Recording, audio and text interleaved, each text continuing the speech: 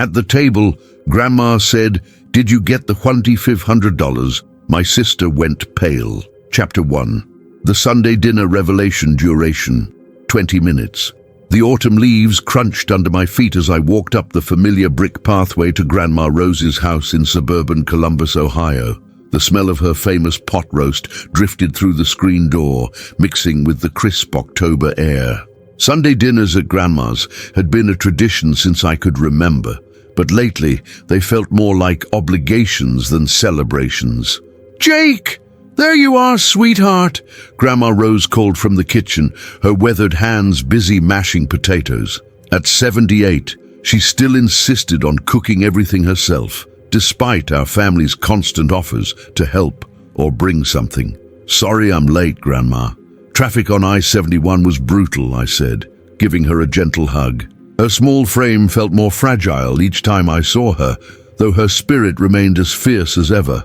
My sister Emma was already seated at the dining table, scrolling through her phone with that perpetual look of mild annoyance she'd perfected since turning 25. Her auburn hair was pulled back in a messy bun, and she wore the same oversized sweater she'd been living in since losing her job at the marketing firm 3 months ago. "Hey, Em," I said, taking my usual seat across from her. "Hey," she replied without looking up, her fingers still dancing across her phone screen. The dining room felt smaller than it had in our childhood, the floral wallpaper more faded, the hardwood floors more worn. Grandma's collection of family photos still lined the mantelpiece above the fireplace. Graduations, weddings, Christmas mornings, all frozen moments of happier times. "Emma, put that phone away. You know the rules," Grandma said, carrying in the pot roast with more confidence than someone her age should have with something so heavy. "But Grandma, I'm looking for jobs. This is important," Emma protested, but she set the phone face down on the table anyway. I stood to help serve, but Grandma waved me off. Sit. You work too hard already." As a financial advisor at a small firm downtown, I did work long hours, but someone had to be the responsible one in the family. Dad had passed away 2 years ago from a heart attack, leaving behind a mountain of medical debt and a small life insurance policy that barely covered the funeral expenses. Mom had moved to Florida to live with her sister, claiming she needed a fresh start, but really, I think she just couldn't handle the memories. "So, Jake, how's work treating you?" Grandma asked, settling into her chair with a slight grimace that she tried to hide. Same old. Helping people plan for retirement, trying to make sense of their finances. Actually closed a big account this week. The Hendersons finally decided to consolidate their investments. "That's wonderful, dear. And Emma, any luck with the job search?" Emma's jaw tightened. "I've applied to probably 50 places. Nobody's hiring, or they want someone with more experience, or they want to pay minimum wage for what should be a salary position. It's impossible out there." The familiar tension began to settle over the table like a heavy blanket. Emma had been staying with me in my one-bedroom apartment since losing her job, sleeping on my couch and contributing nothing to rent or groceries. Our conversations had become increasingly strained, filled with my gentle suggestions about expanding her search and her defensive responses about how I didn't understand the job market. "Well, I'm sure something will come up soon," Grandma said diplomatically, passing the mashed potatoes. "You're both such smart, capable young people." We ate in relative silence for a few minutes, the only sounds being the clink of silverware against plates and the distant hum of the old refrigerator in the kitchen. The pot roast was tender and flavorful, just like always, but I found myself struggling to enjoy it. The weight of responsibility felt heavier lately. My own bills, Emma's expenses, regular checks on Grandma, and the constant worry about everyone's financial stability. "Oh, before I forget," Grandma said suddenly, looking directly at Emma, "did you get the $1,500? The question hung in the air like a dropped bomb. Emma's fork stopped halfway to her mouth, and the color drained from her face so quickly I thought she might faint. Her eyes darted between Grandma and me, then back to her plate. "What $2,500? I asked, my own fork now suspended in midair. Grandma looked confused, glancing between us. The money I gave Emma last month to help with her expenses, I just wanted to make sure the check cleared properly. You know how I worry about these banking things. My stomach dropped. You gave Emma Fund 500? Well, yes. She called me, crying about how she couldn't make her car payment and was worried about her insurance lapsing. She said she'd already asked you for help, but didn't want to burden you further. I couldn't just let my granddaughter suffer. The room felt like it was spinning. Emma still hadn't looked up from her plate, but I could see her hands trembling slightly. My mind raced through our recent conversations, trying to remember any mention of car payments or insurance issues. There had been none. Emma, I said, my voice carefully controlled. Is this true? She finally looked up, her eyes red-rimmed and desperate. Jake, I can explain. You told Grandma you asked me for help first. I was going to ask you, but you were already doing so much and I didn't want to. That's not what you told me, Grandma interjected, her voice sharp with confusion and growing concern. You said Jake couldn't help because he had his own financial problems. The betrayal hit me like a physical blow. Not only had Emma gone behind my back to ask our elderly grandmother for money, but she'd lied about it, making me look like either a failure or someone who would turn away family in need. What did you need $1,500 for? I asked, my voice tighter now. Emma's tears started flowing. My car payment was behind and my insurance was about to lapse, and I had some credit card debt that was accumulating interest. I've been paying for your food, your phone bill, your gas money. What credit card debt? Just things. I needed things. Grandma looked between us, her face pale with realization. Oh my, I think I've made a terrible mistake. No, Grandma, I said quickly. You didn't make any mistake. Emma did. The weight of Emma's deception settled over me like a cold blanket. For months, I'd been stretching my own budget to support her, believing she was genuinely struggling and trying her best to find work. I'd been eating ramen noodles for lunch to save money, while she apparently had access to funds I didn't even know about. How much debt are you in, Emma? I asked. She wiped her eyes with her sleeve. It's not that bad. How much? Maybe 4,000? But I have a payment plan. $4,000? On what? Just living expenses. And I bought some interview clothes and I had to fix my laptop for job applications, and each explanation felt like another betrayal. While I'd been working 10-hour days and skipping meals, she'd been accumulating debt and lying to our grandmother. Grandma's voice was small when she spoke. I'm living on a fixed income. That $1,500 was supposed to last me through the winter for my medications and heating bills. The full impact of Emma's actions hit me then. She hadn't just lied to me, she'd potentially put our grandmother's health and comfort at risk. Grandma Rose was too proud to admit when she was struggling financially, but I knew her social security checks were small and her prescription costs were high. Grandma, I'll make sure you get that money back, I said immediately. Jake, no, I gave it to Emma willingly. I just wish I'd known the full situation. You shouldn't have to choose between your medications and helping your granddaughter, I said, looking directly at Emma. Especially when that granddaughter is lying about why she needs help. Emma stood up abruptly, her chair scraping against the hardwood floor. I can't do this right now. I'm sorry, Grandma. I'm sorry, Jake. I'm sorry to everyone for being such a burden. She grabbed her purse and headed for the door, leaving behind her jacket and the half-eaten plate of food. Emma, wait, Grandma called, but the front door had already slammed shut. I sat in the sudden silence, my mind reeling. The pot roast had grown cold on my plate, and Grandma looked smaller and more fragile than ever. I've really messed this up, haven't I? She said quietly. No, Grandma. Emma messed this up. You were just trying to help family. But as I looked at my grandmother's worried face and thought about my sister driving away in tears, I realized this was just the beginning.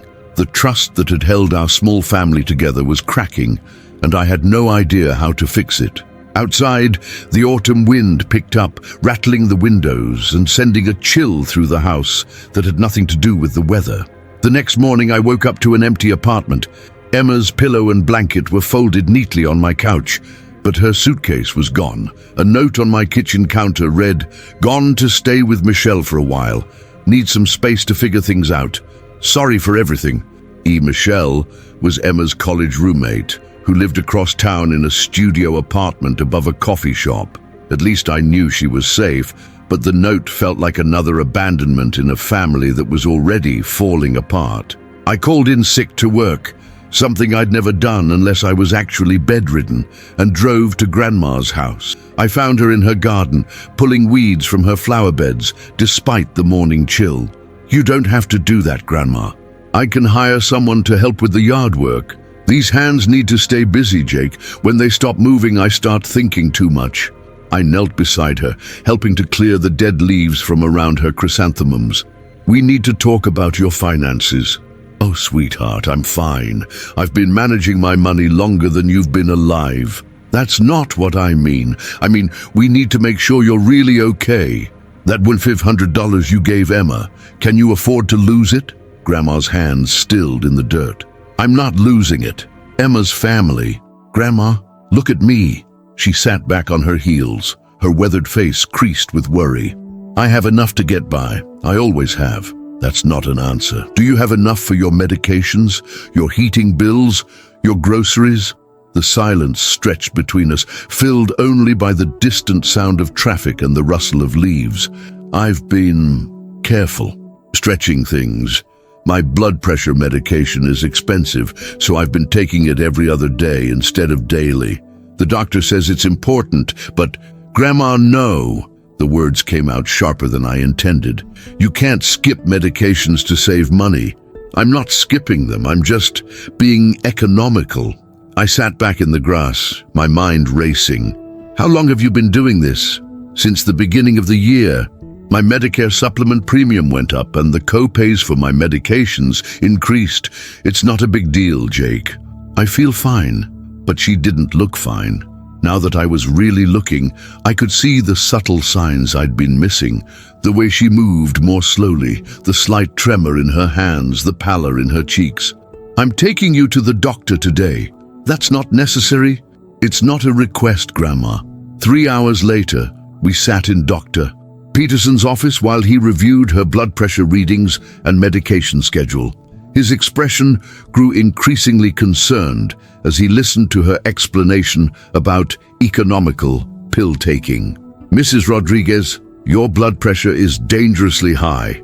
You're at risk for stroke or heart attack. You cannot skip doses of your medication. But the cost is not worth your life," he said firmly. "Jake, I'm going to give you a list of patient assistance programs and generic alternatives. We need to get her back on a proper medication schedule immediately." As we left the doctor's office, with a new prescription and a follow-up appointment scheduled, I felt the weight of responsibility settling even heavier on my shoulders. Emma's lies had revealed a bigger problem. I'd been so focused on managing everyone else's crises that I'd missed the quiet emergency happening right under my nose. "Grandma, from now on, I'm helping with your medications. No arguments. Jake, you're already doing so much. You shouldn't have to." "I should have been helping all along. I'm sorry I didn't notice sooner." That evening, I sat in my apartment calculating numbers on my laptop. Between my rent, car payment, student loans, and now Grandma's medication costs, my budget was stretched to the breaking point. Emma moving out actually helped financially, but it also meant I was carrying the emotional weight of our family's problems alone. My phone buzzed with a text from Emma. "How's Grandma?" I stared at the message for a long time before responding. "She's been rationing her blood pressure medication to save money. Had to take her to the doctor today." 3 dots appeared and disappeared several times before her response came. "Oh God, I didn't know." "There's a lot you don't know because you didn't ask. Can we talk? Are you ready to tell the truth about everything?" The response took 10 minutes. "Yes." We agreed to meet at the coffee shop below Michelle's apartment the next morning. I spent the night tossing and turning, trying to prepare myself for whatever other revelations might be coming. The next morning, Emma looked like she hadn't slept either. Her eyes were puffy, and she'd pulled her hair back in a messy ponytail. She'd ordered a large coffee and was cradling it like a lifeline. "I don't know where to start," she said when I sat down across from her. "Start with the truth, all of it." She took a shaky breath. "I've been lying to you for months, about everything." "What everything?" "I didn't lose my job because of layoffs. I was fired." My stomach sank. "For what?" "I was taking long lunches, coming in late, leaving early. I thought because I was good at my job, they'd overlook it. But they documented everything, and when my performance review came up, they had a whole file of my absences and tardiness." "Why didn't you tell me?" "Because I was embarrassed. And because I knew you'd be disappointed. You're always so responsible, so put together. I felt like such a failure." "What about the job searching? Have you been applying places?" "Some, but not as much as I said. I was depressed, Jake. I couldn't get out of bed most days. I kept thinking I'd start tomorrow, and then tomorrow would come and I'd feel paralyzed." The honesty was painful, but it was also the first real conversation we'd had in months. "The debt you mentioned, $4,000, what's that really about?" Emma's hands trembled around her coffee cup. "It's more than 4,000. It's closer to 8. 8,000. Emma, what did you spend $8,000 on?" "Credit cards. I kept thinking I'd get a job soon and could pay it off. But then the minimums got higher, and the interest kept accumulating, and I started using cash advances to pay other bills." "What bills? You've been living with me rent-free." "My car payment, insurance, phone bill, credit card minimums. And then there were things I needed: interview clothes, gas money, food when you weren't around. I was buying groceries for both of us." "I know, but sometimes I wanted to eat out, or I needed coffee, or I'd go shopping with Michelle and didn't want to seem broke." Each revelation felt like a punch to the gut. While I'd been carefully budgeting every dollar, Emma had been living a fantasy life funded by debt and lies. "The $500 from Grandma, did you use it for car payments and insurance?" Emma's silence was answer enough. "What did you spend it on?" "Some of it went to credit card payments, but I also bought some things I needed." "Like what?" "Clothes, makeup. I got my hair done. I bought Michelle a birthday present because she's been letting me stay here for free." I felt my patience fracturing. "You used Grandma's medication money to buy makeup and presents?" "I didn't know about her medications because you didn't ask. You didn't ask about her finances, you didn't ask about mine, you didn't ask about anything except what you could get from people." Emma started crying again, but this time it felt different, less self-pity and more genuine remorse. "I know I messed up. I know I hurt you and Grandma. I don't know how to fix it. You fix it by getting a job, any job. You fix it by paying Grandma back. You fix it by taking responsibility for your own life instead of expecting everyone else to carry you." "I've been trying." "No, you haven't. You've been pretending to try while secretly going deeper into debt. That's not trying, Emma. That's avoiding." We sat in silence for a few minutes, the sounds of the coffee shop creating a buffer around our conversation. "I need help," Emma said finally.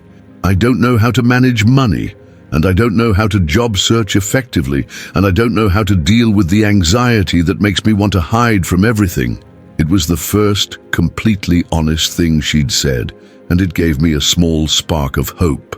"I can help you with budgeting and job searching, but you have to be completely honest with me from now on. No more lies, no more going behind my back to ask family for money." "What about Grandma? How do I face her after this?" "You apologize. You make a plan to pay her back, and you prove through your actions that you're serious about changing." Emma nodded, wiping her eyes with a napkin. "Will you help me figure out how to do that?" "I'll help you. But Emma, this is your last chance. I can't keep cleaning up your messes while you create new ones." "I understand." "Niall," as we walked out of the coffee shop together, I felt cautiously optimistic for the first time in months. But I also knew that rebuilding trust would take time, and there were still hard conversations ahead, especially with Grandma, who deserved better than the worry and financial strain Emma's lies had caused. The autumn air was crisp and clean, carrying the promise of winter and the hope of new beginnings. But first, we had to deal with the consequences of the choices that had brought us to this point. 2 weeks later, Emma sat across from me at my kitchen table with a stack of printed job applications, her debt statement spread out like a battle plan, and a notebook filled with her handwriting, the first organized approach to her life I'd seen in months. "Okay, so I have 3 interviews scheduled this week," she said, her voice carrying a cautious optimism I hadn't heard in a long time. "The receptionist position at the dental office, the administrative assistant job at the law firm, and the customer service role at the insurance company." "That's great, Em. How do you feel about them?" "Nervous, but good nervous. Like I actually have a chance instead of just going through the motions." The past 2 weeks had been a whirlwind of difficult conversations and hard truths. Emma had moved back in with me temporarily, but under strict conditions. She would apply to a minimum of 5 jobs per day. She would attend the free financial counseling sessions at the community center, and she would have dinner with Grandma every Sunday to help with household tasks and slowly rebuild their relationship. "I calculated my minimum monthly expenses," Emma continued, flipping through her notebook. "If I can get a job paying at least $15 an hour, I can cover my basic bills and put $200 a month toward paying Grandma back. It'll take me about 8 months to pay her back completely." "What about your other debt?" "That's going to take longer. The credit counselor helped me negotiate payment plans with my credit card companies.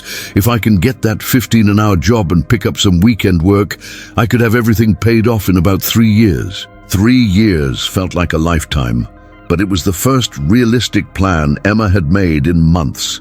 More importantly, it was her plan, not something I'd imposed on her or figured out for her. "I'm proud of you for facing this head on," I said. "I know it's not easy. It's terrifying," she admitted, "but it's also kind of liberating, like I don't have to pretend anymore. Everyone knows how bad I messed up, so now I can just focus on fixing it." My phone rang. Grandma's number.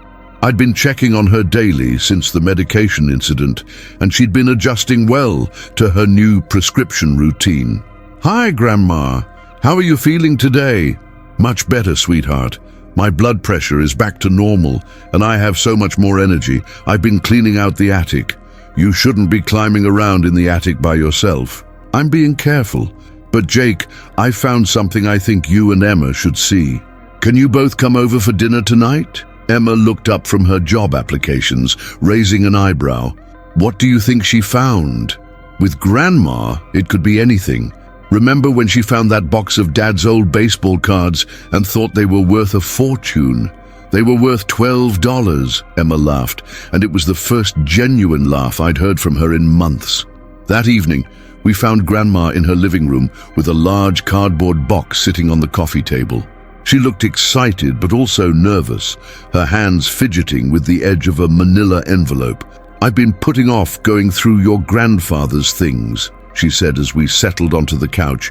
"It's been 5 years since he passed, but I just wasn't ready. Today, I finally felt strong enough." She opened the envelope and pulled out a stack of papers. "I found these in his desk drawer. I had no idea he'd been planning so carefully." The documents were insurance policies, investment accounts and savings bonds, all in Grandma's name, but managed by Grandpa before his death. "I don't understand, Grandma. What are these?" "Your grandfather was worried about me being alone, so he'd been quietly setting aside money for years. There's a life insurance policy I forgot about, some savings bonds that have been earning interest, and an investment account I didn't know existed." Emma and I exchanged glances. "How much money are we talking about?" "Enough that I don't have to worry about my medications anymore, enough that I can afford to heat the house properly this winter, and enough that I can help my grandchildren when they're truly in need." The relief on Grandma's face was palpable. For months, she'd been quietly struggling, rationing medications and cutting corners to make ends meet. Now, she had the financial security she deserved. "But I want to be clear about something," she continued, looking directly at Emma.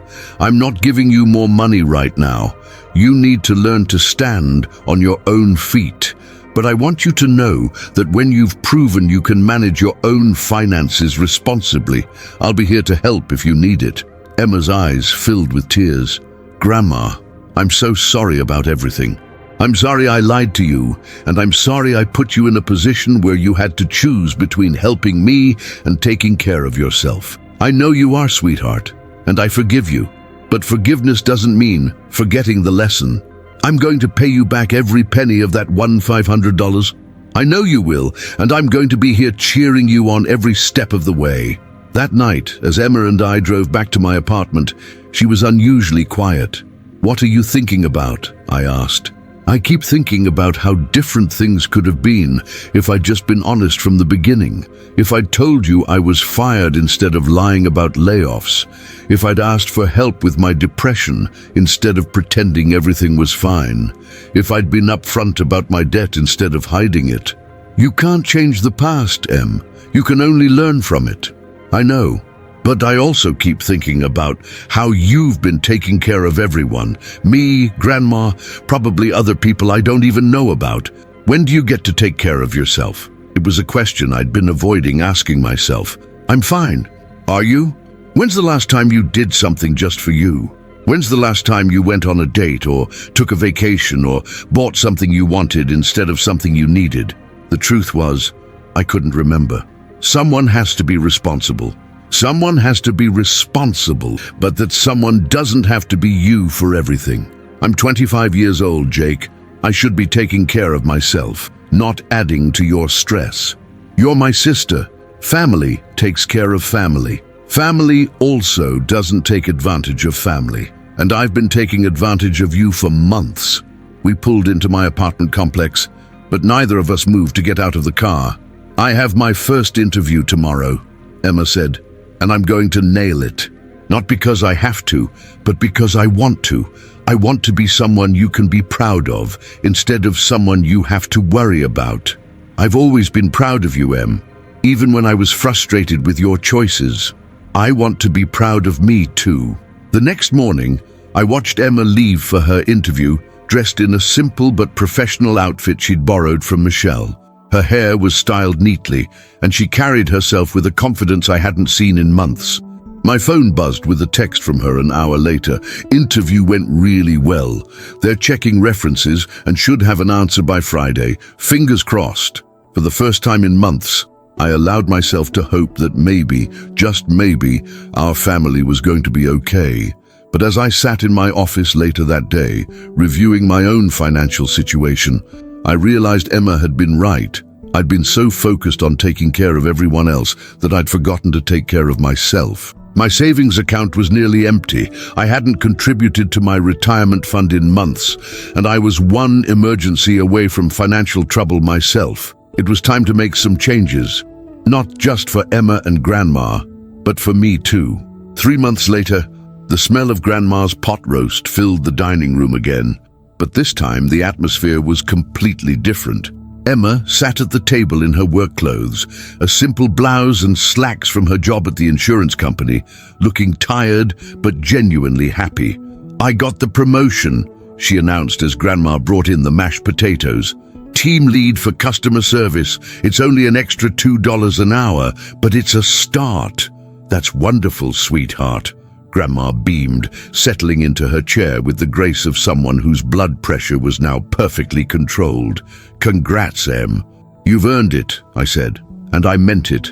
In 3 months, Emma had transformed from someone who couldn't get out of bed to someone who was consistently the first person in the office and the last to leave. "I also have news," Emma continued, pulling out an envelope.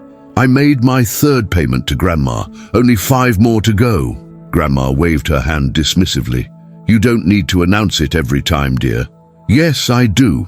I need to be accountable for my progress." It was remarkable how much Emma had changed. The financial counseling sessions had helped her understand not just budgeting, but the emotional triggers that had led to her spending problems. She'd learned to recognize when she was shopping to avoid dealing with stress or using purchases to boost her self-esteem. "I have some news too," I said. "I'm taking a vacation." Both women stared at me like I'd announced I was joining the circus. A vacation? Grandma asked. When's the last time you took a vacation? That's exactly the point. I can't remember, so I'm going to Colorado for a week of hiking. Just me, the mountains, and absolutely no financial planning. That's amazing, Jake, Emma said.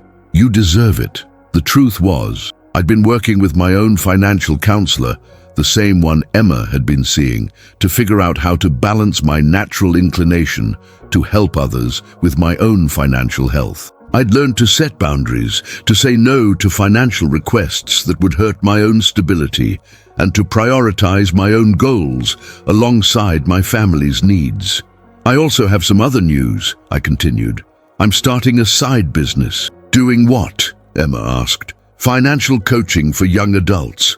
I realized through all of this that there are a lot of people our age who never learned basic money management. I want to help them avoid the mistakes we made. It had been Emma's idea, actually. She'd suggested that my ability to help people with their finances could be more than just a day job. It could be a way to make a real difference in people's lives while also building additional income for myself. I'm going to be your first testimonial, Emma said. From financial disaster to team lead in 3 months, thanks to my brother's tough love and spreadsheet skills. Don't forget the financial counseling and your own hard work, I reminded her. Right, but you were the one who refused to let me keep lying to myself. You were the one who made me face the truth. Grandma looked between us with tears in her eyes. I'm so proud of you both. You've both grown so much. We've all grown, I said.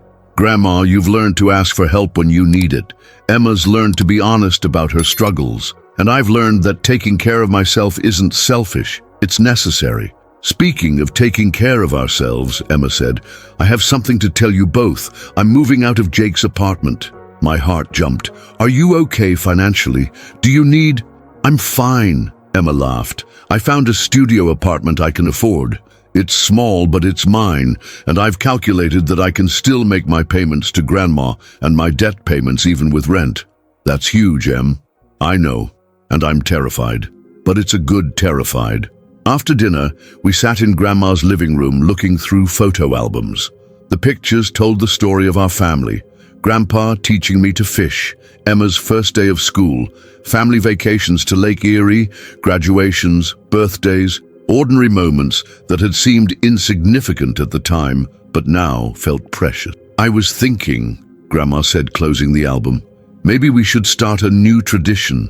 Instead of just Sunday dinners, what if we did Sunday planning sessions? What kind of planning? Emma asked. Financial planning, goal setting, checking in on each other's progress, not to judge or control, but to support each other.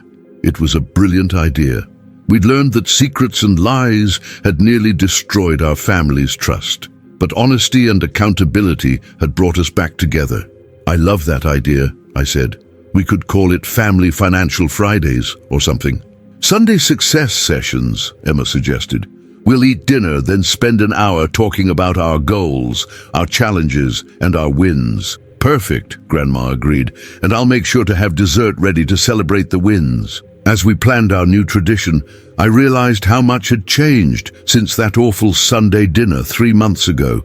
We'd gone from a family held together by secrets and obligations to a family connected by honesty and mutual support. Emma's phone buzzed and she glanced at it. It's Michelle. She's asking if I want to go shopping this weekend. Are you going to go? I asked. I might, but I'm going to set a spending limit first, and I'm only bringing cash. No credit cards, no just looking. That turns into buying things I don't need. Look at you being all financially responsible, I teased. I learned from the best, she said, nudging my shoulder. 6 months later, I stood in Emma's new studio apartment, helping her hang pictures on the walls. The space was tiny but bright, with a Murphy bed, a small kitchenette, and a desk by the window where she'd set up her laptop and a stack of personal finance books. I can't believe you actually read all of those, I said, pointing to the books. Knowledge is power, right? Besides, I never want to feel that helpless with money again. On her refrigerator, she'd posted a chart tracking her debt payments. More than half the boxes were colored in green, paid off. Next to it was a photo from our last Sunday success session, all three of us smiling around Grandma's dining table. "I have something to tell you," Emma said, suddenly serious. "I've been thinking about going back to school." "For what?" "Business administration with a focus on non-profit management. I want to work for organizations that help people with financial literacy and debt counseling. I want to help people the way that counselor helped me." I felt a surge of pride. That's incredible. Have you looked into programs?" "I've already applied to 3 schools. I can do most of the coursework online while working full-time. It'll take me 4 years, but I figure I'm going to be 4 years older anyway. Might as well have a degree to show for it." "What about the cost?" "I've saved up enough for the first year's tuition, and I've applied for financial aid. If I need to take out student loans, I will, but I'll do it responsibly this time. I know the difference now between good debt and bad debt." That evening, we had our Sunday success session at Grandma's house. Emma shared her school plans. I talked about my growing financial coaching business, and Grandma announced that she'd decided to volunteer at the senior center, teaching basic computer skills to other elderly residents. "I realized I have a lot to offer," Grandma said. "Just because I'm retired doesn't mean I'm retired from life." As we cleared the dinner dishes, Emma pulled me aside. "I need to tell you something else. Last week, Michelle asked me to co-sign a lease for a bigger apartment. She's been having trouble getting approved on her own because of her credit." My old instincts kicked in. Worry, the urge to advise caution, to protect Emma from making another financial mistake. "What did you tell her?" I asked carefully. "I told her I couldn't do it, not because I don't want to help her, but because I'm not in a position to take on that kind of financial risk. And you know what? She understood. She found a roommate instead, and everything worked out fine." How did it feel to say no?" "Scary at first, but then empowering. I realized I can be a good friend without risking my financial stability. I can support people in other ways." It was a lesson I was still learning myself. My financial coaching business was growing, and I'd had to turn down several potential clients who wanted me to solve their problems for them rather than teaching them to solve problems themselves. "I'm proud of you for setting that boundary," I said. "I learned that from you too. You've always been good at taking care of people, but you had to learn when to stop rescuing them so they could learn to rescue themselves." 3 years later, I sat in the audience at Emma's college graduation ceremony, Grandma beside me, dabbing at her eyes with a tissue. Emma walked across the stage to accept her bachelor's degree in business administration, and the applause from our small section was probably louder than anyone else's. After the ceremony, we took photos by the campus fountain. Emma looked radiant in her cap and gown, holding her diploma with obvious pride. "I have an announcement," she said as we posed for pictures. "I got the job." "What job?" Grandma and I asked simultaneously. "The program coordinator position at the Community Financial Wellness Center. I'll be developing educational programs for young adults struggling with debt and financial management." "Emma, that's perfect for you," I said, pulling her into a hug. "It pays well too. Enough that I can move into a 1-bedroom apartment and maybe even start saving for a house someday." That evening, we had our celebration dinner at Grandma's house. Pot roast, of course, but this time catered from Grandma's favorite restaurant because she declared herself retired from cooking for large celebration. "I want to propose a toast," Grandma said, raising her glass of sparkling cider. "To family, to second chances, and to the courage to tell the truth even when it's hard. To learning that asking for help isn't weakness, and that helping others doesn't mean fixing everything for them," I added. "And to discovering that the best way to help yourself is to be honest about who you are and what you need," Emma concluded. We clinked our glasses together, and I looked around the table at my small but resilient family. We'd been through crisis and come out stronger. We'd learned to balance love with boundaries, support with accountability, and hope with realistic expectations. The Sunday dinner tradition continued, but now it felt like celebration rather than obligation. We'd learned that family isn't just about showing up. It's about showing up honestly, supporting each other's growth rather than enabling each other's weaknesses, and believing that people can change when they're ready to do the work. As I drove home that night, I thought about the young man I'd been 3 years ago, overwhelmed, resentful, carrying everyone else's problems while neglecting his own needs. That person felt like a stranger now. I'd learned to help from a place of strength rather than obligation, to set boundaries that protected everyone involved, and to trust that the people I love are capable of growth and change. My phone buzzed with a text from Emma. "Thank you for never giving up on me, even when I gave up on myself." I smiled and texted back, "Thank you for proving that people can change when they're ready to do the work. See you next Sunday for Success Session? Wouldn't miss it." Outside, the spring air was warm and full of possibility. Somewhere in the city, other families were probably struggling with their own versions of secrets and lies, financial stress and broken trust.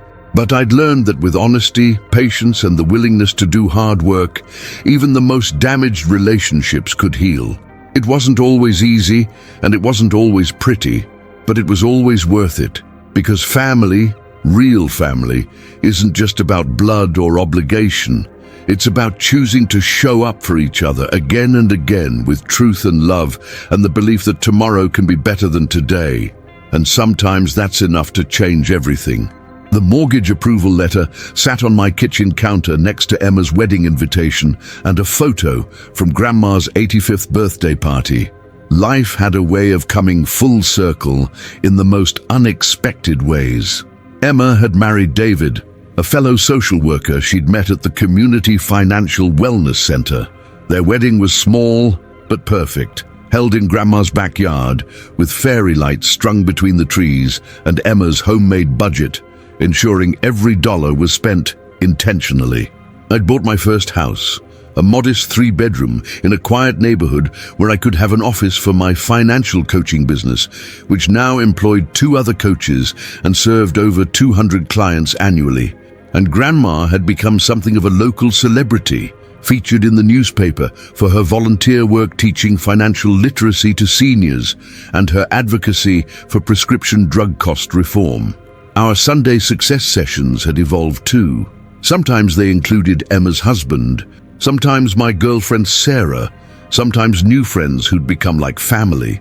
The format stayed the same: good food, honest conversation, and the commitment to support each other's growth while respecting each other's autonomy.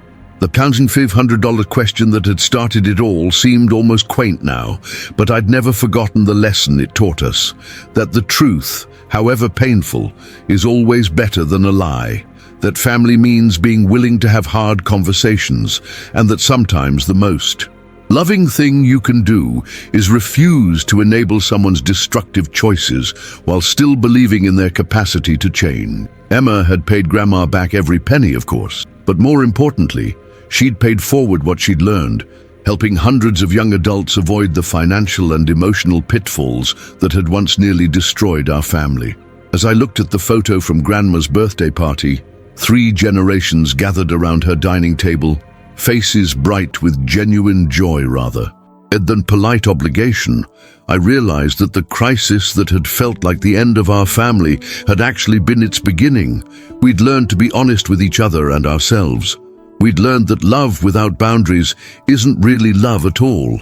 And we'd learned that the strongest families aren't the ones that never face problems. They're the ones that face problems together, with courage and honesty and an unshakable belief that better days are possible.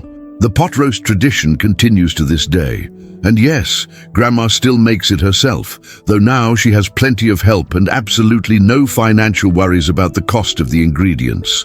Some Sunday dinners are quiet, filled with comfortable conversation and the ordinary joys of family life. Others are celebrations of promotions, graduations, new relationships, and personal victories both large and small. But they're all honest. They're all filled with love. And they're all proof that families can survive almost anything when they're willing to face the truth together, even when that truth starts with a simple question: did you get the $1,500? 2 years after Emma's graduation, I was reviewing client files in my home office when my phone rang. The caller ID showed a number I didn't recognize, but the area code was local. Jake Rodriguez Financial Coaching, this is Jake. Jake, it's me. Emma's voice was shaky, almost whispered. I need you to come to the hospital. It's Grandma. My blood went cold.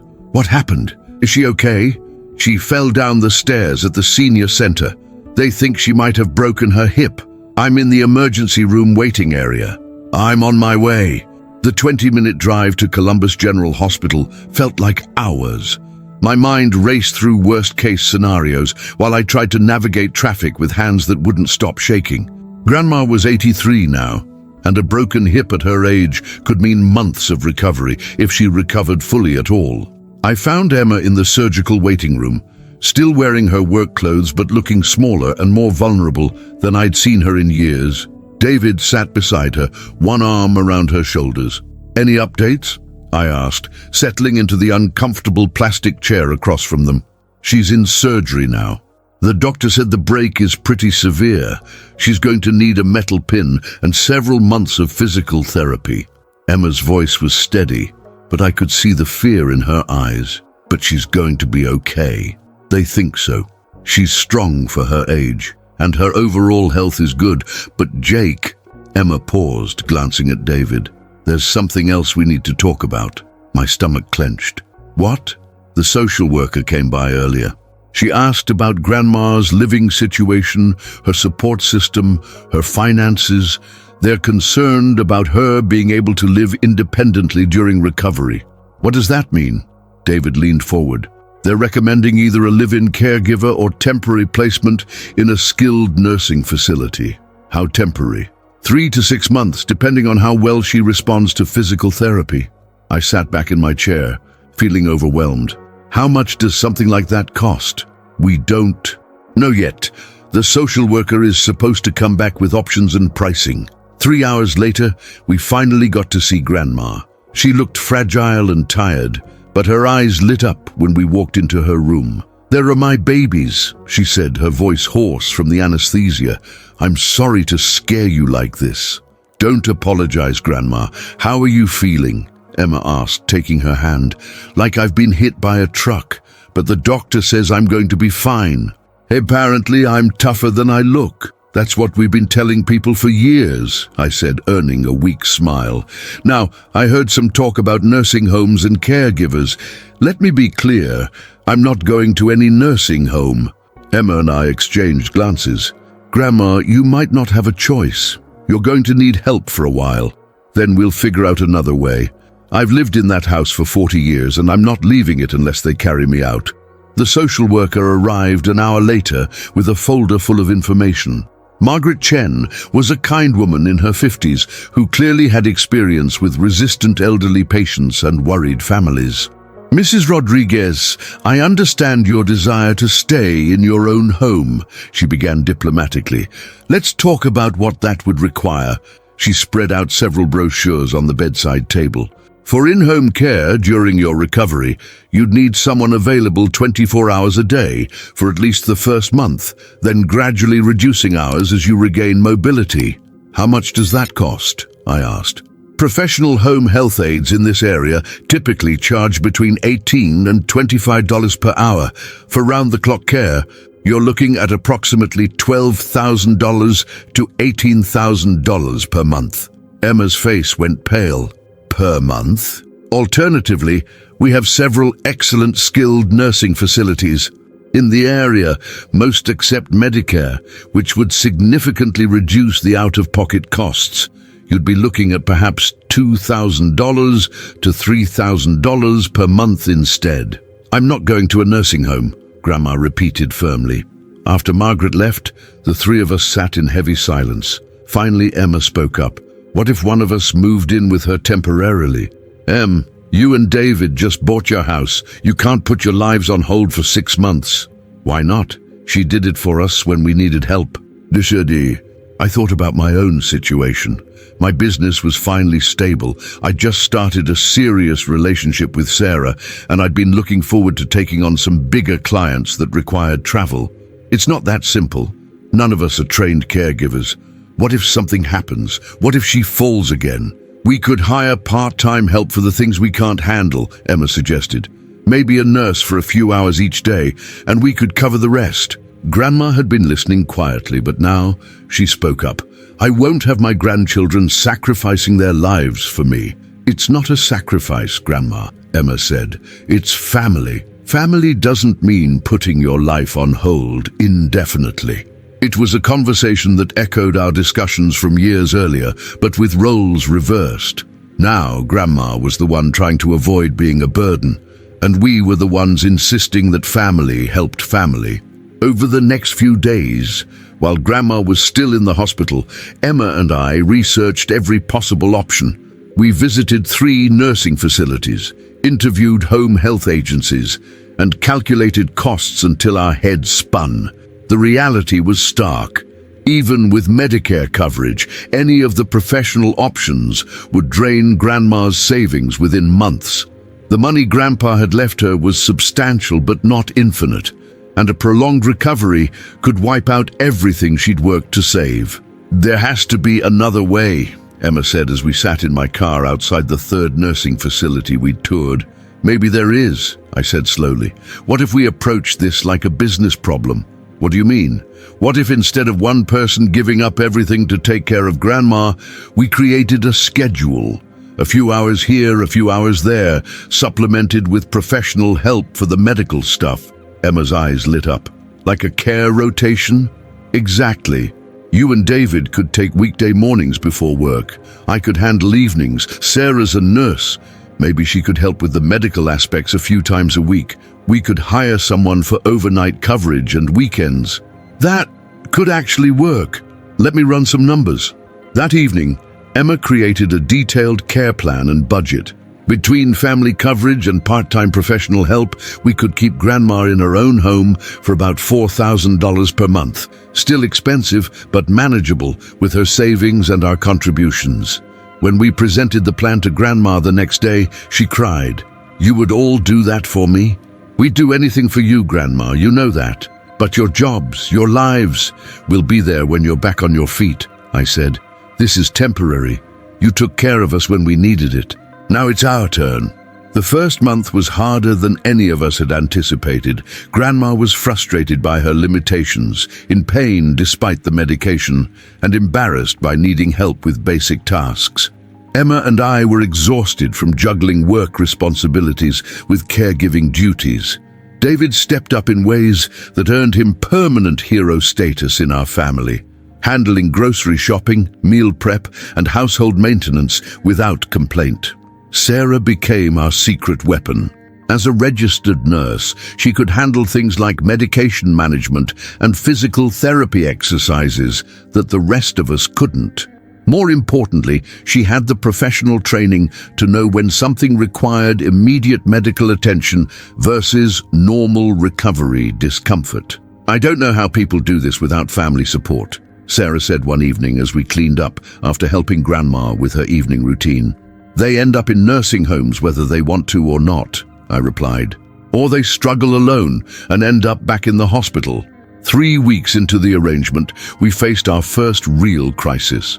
I arrived for my evening shift to find Grandma on the floor in her bedroom, unable to get up. "I was trying to reach something in my closet," she explained, as Sarah and I helped her back onto the bed. "I lost my balance and went down. I couldn't get enough leverage to stand back up." "How long were you on the floor?" Sarah asked, checking Grandma's vital signs. "Maybe 20 minutes. I knew Jake would be here soon." Sarah and I exchanged worried glances. 20 minutes on the floor could have been dangerous for someone in Grandma's condition. "We need to adjust the plan," Sarah said once we were in the kitchen.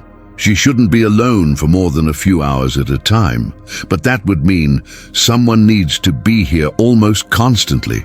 We can't afford professional coverage for that many hours." That night, Emma, David, Sarah, and I had a family meeting at my house. The question on the table was whether our plan was realistic or if we were putting Grandma at risk by trying to keep her at home. "Maybe we need to consider the nursing facility option," Emma said reluctantly. "I hate the idea, but if it's safer..." "What if we modified the house?" David suggested. "Made it more recovery-friendly?" "Like how?" "Grab bars in the bathroom, a shower chair, better lighting, maybe move her bedroom to the first floor temporarily so she doesn't have to navigate stairs." Sarah nodded thoughtfully. That could work. And what if we set up a monitoring system? Something where she could call for help immediately if she falls or needs assistance. You mean like those medical alert devices? I asked. Exactly. Plus maybe a camera system, not to spy on her, but so we could check in remotely and she'd know help was always just a call away. It would require an upfront investment, but it could make Grandma's home as safe as a nursing facility while preserving her independence and dignity. Let's present the options to Grandma and let her decide, Emma suggested. Full transparency about costs, risks, and what each choice would mean for everyone. The next day we laid out everything for Grandma. The original plan, the modified plan with house improvements and monitoring, and the nursing facility option. I want to stay in my home, she said without hesitation, but not if it's going to bankrupt me or exhaust all of you. The modified plan is actually more sustainable long-term, Emma explained, showing her the budget spreadsheet. The upfront costs for the house modifications are high, but the ongoing monthly expenses are lower. And we've all agreed that we can maintain the care rotation for as long as needed, I added. This isn't just wishful thinking. We've planned for contingencies. Grandma looked at each of us carefully. Are you sure?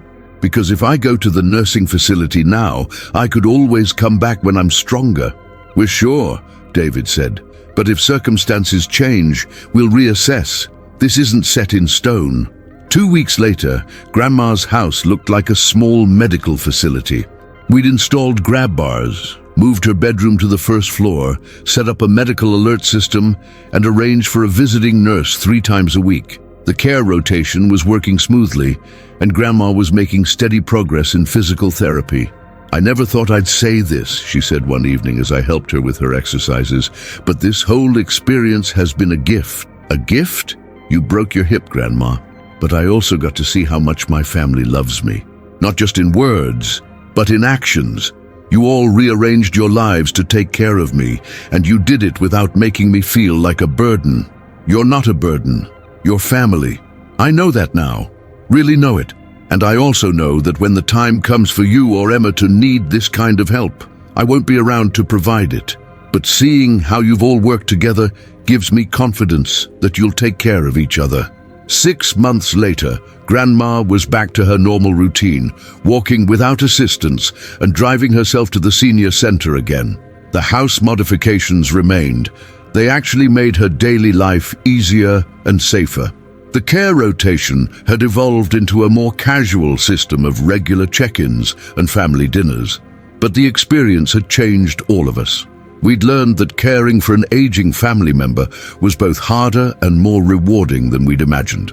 We'd discovered strengths we didn't know we had and deepened bonds that had already been strong. Most importantly, we'd proven to ourselves and each other that our family's commitment to honesty, mutual support, and shared responsibility could weather any crisis. You know what I realized? Emma said during one of our Sunday success sessions, now held at Grandma's house again. The $1,500 question taught us to be honest about money problems. But this experience taught us to be honest about everything, our fears, our limitations, our willingness to sacrifice for each other, and that we don't have to choose between taking care of each other and taking care of ourselves, I added. We can do both if we're smart about how we approach it. Grandma smiled, looking around the table at her family. Your grandfather would be so proud of who you've all become.